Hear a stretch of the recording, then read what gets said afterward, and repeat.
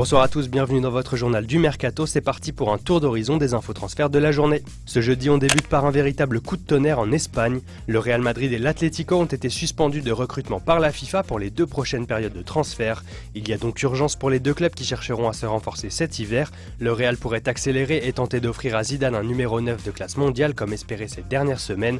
Et les délicats dossiers Bale et Ronaldo devraient vite revenir sur le devant de la scène. A noter également que le jeune Martin Odegaard a été déclaré intransférable. Côté Atlético, cette journée noire offre également une excellente nouvelle puisqu'Antoine Griezmann aurait promis à son club de n'écouter aucune offre pendant 2 ans. Son salaire pourrait être réévalué et sa clause libératoire augmentée à 100 millions d'euros, de quoi décourager ses très nombreux courtisans dont Paris, le Bayern ou encore Chelsea. Les Blues qui font justement la une en Angleterre avec leur quête d'un attaquant. Hier déjà, les noms s'empilaient de Jamie Vardy à Emmanuel Adebayor. Et dans la soirée, l'agent d'Ezequiel Lavezzi a confirmé des contacts avec les Blues. Mais selon ESPN, l'heureux élu pourrait être Alexandre Pato, dont l'agent se trouve à Londres pour discuter avec le champion d'Angleterre en titre. En revanche, Carlos Bacca ne viendra pas puisque son représentant a confié que le Colombien restera à Milan. On rentre en France pour évoquer le mercato d'un Olympique de Marseille en crise. Et au grand mot, les grands remèdes puisque l'OM souhaiterait rapatrier Florian Thauvin.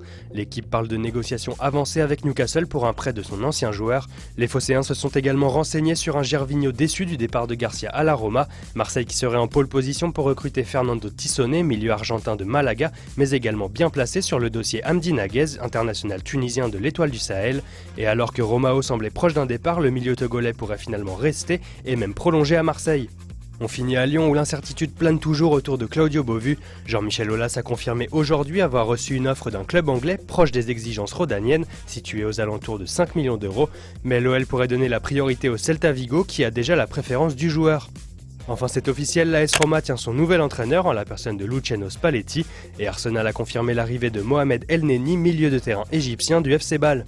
Voilà, c'est tout pour aujourd'hui, bonne soirée à tous et rendez-vous demain pour un nouveau tour complet de l'actu Mercato.